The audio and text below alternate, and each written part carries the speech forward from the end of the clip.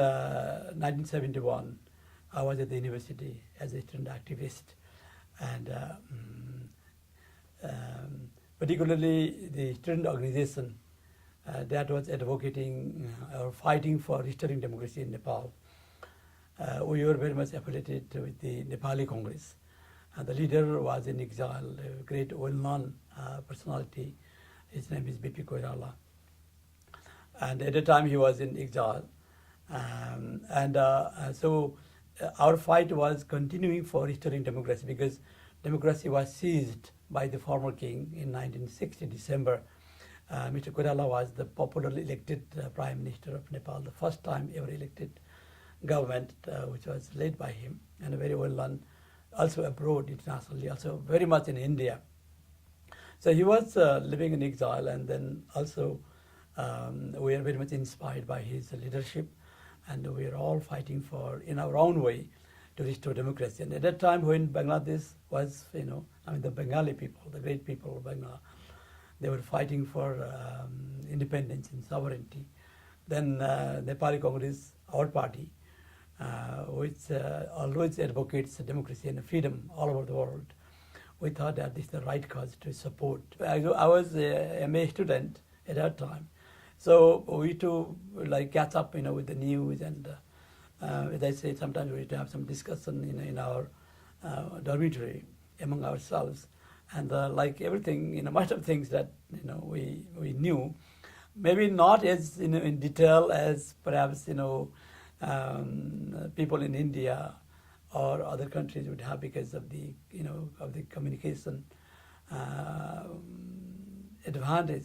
But in Nepal at that time, democracy was suppressed by the king, and some such news wouldn't flow so easily. But of course, we used to listen to the BBC and the Voice of America, and also we used to get Times of India and those kind of newspapers, and through those media we used to get updated.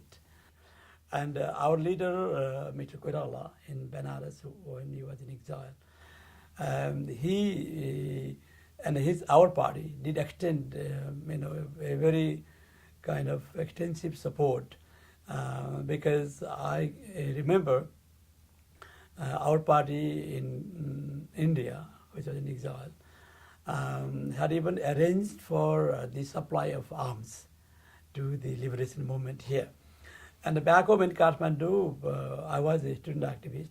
We were quite a few students at that time who kind of thought that the people of Bangladesh were fighting for independence, sovereignty, and there was so much excesses committed, by the then Pakistan, and we thought that we should really do something to extend our moral support, as well as, if possible, political support. So at that time, what we used to do was distribute pamphlets in support of Bangladesh, and then also, which was also prohibited actually by the then regime of Nepal. And then in Kathmandu, there is a rendezvous type place known as New Road, and around 4:30, people would gather to buy newspapers and also for coffee or tea. And at that time, some of us, would give a little speech. And immediately once, we kind of climb up on the rostrum to say something about Bangladesh, we'll be nabbed by the police, and then, we'll be either released the same day, same night, or maybe after 1 or 2 days. So this kind of, support we had extended. And then we're very happy, in December, when we knew that Bangladesh, ultimately, the Bangladeshi people, they own their fight for independence and sovereignty. And that way, in a kind of small way, in a very humble and a token way, we did our part, from Nepal. But our party played a greater role from India, because as I said, that our leader, Mr. Koirala, he had publicly issued a statement in favor of the liberation war. And also, as I said, our party also had arranged for the supply of some arms, because at that time our party also had accumulated some arms, because our party thought at the time that maybe if we have to wage some kind of let's say revolution back home in Nepal, perhaps those weapons could be useful. So when we found that we had a bigger cause, to support. And so this is, the way we kind of extended our support. And also in the university, actually in the dormitory, we used to have a little gathering and little discussion, about your ongoing liberation movement. And we used to have some discussion, and then every time we used to get updated, like what is happening next, So that way we're catching up and also trying to do our role in a way we could from, Nepal within the limits.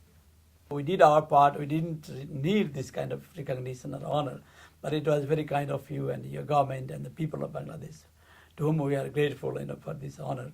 I mean, because we believe in democracy and human rights, and as a party, Nepali Congress, which believes in human rights and the fundamental rights of the people and democracy, we thought that wherever democracy is suppressed, wherever democracy is taken back or seized by a military ruler or by an absolute monarch or by an authoritarian regime, we should really do our role, befitting our position and the situation. So we knew that the people of Bangladesh were fighting a great war to ultimately achieve independence.